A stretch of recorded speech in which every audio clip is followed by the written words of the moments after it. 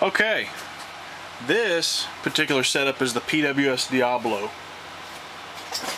Now, what I think is interesting about this is it's a different approach to the piston system for an AR-15.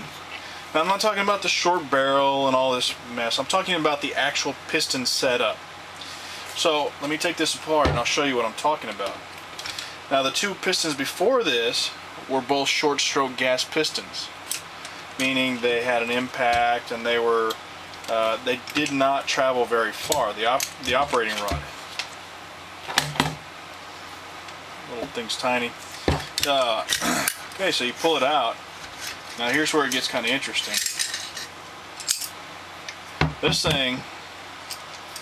This has got the operating rod on it. Let me get behind the camera. So what we're looking at here, instead of having a separate operating rod and an impact key here, we've got a one-piece operating rod. Now you've got a little piston deal that's on it's got a drift pin here. Now what's important about that is that this piece from here, this impact key, all the way to where this pin drifts, that's pretty much universal between the 7.5-inch gun, the 10.5, the 12, the 16-inch gun. It's all universal. Now, why is that important? Well, it's important because say you decide you're going to go to a 3-gun match away from home for the weekend, where nobody sells PWS parts. Well, all you've got to do is get a replacement type impact key. Now, not to say that this thing is going to just blow up or destroy itself, but in the event that it's always a good idea to have spare parts. Be prepared, so that piece can be universal.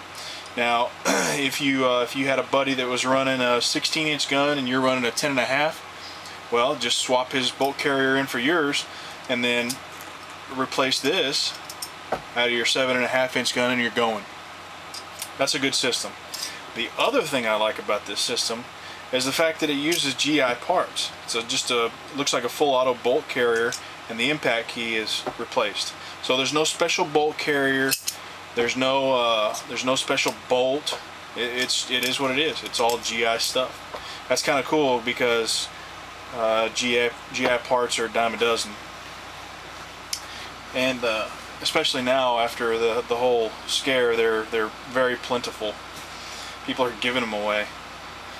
So okay, another thing that I like about this, as I may have mentioned before, is there's no impact. There's nothing hitting the impact key here. It's the gas pushing this thing back, and the fact that this is long operating rod is set up on the bolt carrier already means that reduces or minimalizes the amount of carrier tilt you can have. That's important. Remember, carrier tilt can destroy your lower. So this, like I mentioned before, is what I like to call an AK-47 style piston setup. Now this goes in your AR-15, although I want you to look. This is an AK-47 style piston, or this is the bolt carrier from an AK-47. Here's the bolt, here's the piston rod. Wow, look at that. Pretty amazing how similar that looks, isn't it? It's similar because it works. It works because it's reliable, it's minimalistic. There's very few moving parts in this entire setup. AK-47s have been around since in use anyway, since 1947, so it's a proven system. It works. Why not use the technology? The PWS does. This piston setup by far is my favorite. If you can tell, I've been talking about it a lot. But it's a good setup. There's very little impact, and I believe, now I'm not an expert in this, but I believe that that's the reason there's very minimal recoil on this system, because you don't have an impact. There's no added recoil by the system. It runs just like a direct impingement type gun as far as recoil goes. This system is very, very clean also.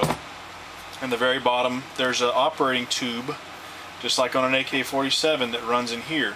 It vents out here, so the handguard gets real dirty, and we've run a lot of rounds through this thing, and it hasn't gotten hot. Not hot enough to where you couldn't hold it. Your pans get dirty, much like they are like this, but it runs, and it runs, and it runs. We've got 400 rounds through one of these before ever cleaning it. That's pretty impressive out of a 7.5-inch gun.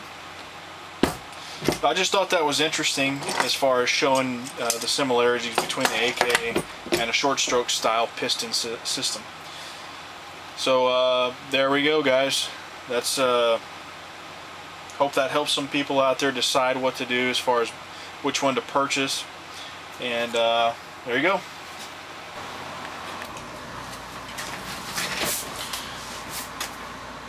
Okay, well, there you have it. Hopefully that's given you all some kind of perspective as far as which direction to head when you decide on some type of piston upper.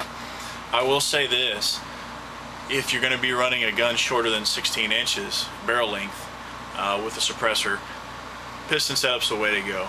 It's just so much cleaner. There's so much less stuff. I'll say stuff. It gets back into your action. It runs cooler. It's just a much better system. And like I said before, it's a proven system. It's worked on the AK for several years, or a bunch of years.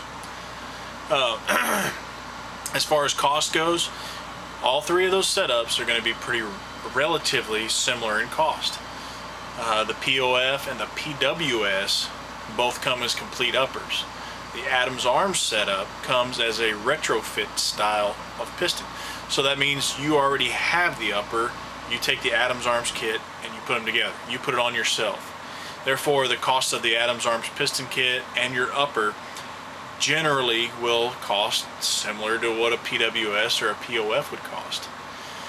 So as far as cost, it's all kind of null. It all kind of goes together. It's the same, pretty much. When you're talking same, like 16-inch gun with a 16-inch gun. Anyway, but all that to say that there is a couple of different ways to go. You can go the PWF, a lot of parts. The Adams Arms, carrier tilt. PWS, a proven system that was worked in the AK-47. I like the PWS. It's a good system. So there you go. Don't forget to subscribe, and if you've got any questions or you want to see a specific type of video, let me know. Pretty quick here, we're going to have some 22 suppressor reviews. We're going to have a shoot and reviews. So there you have it.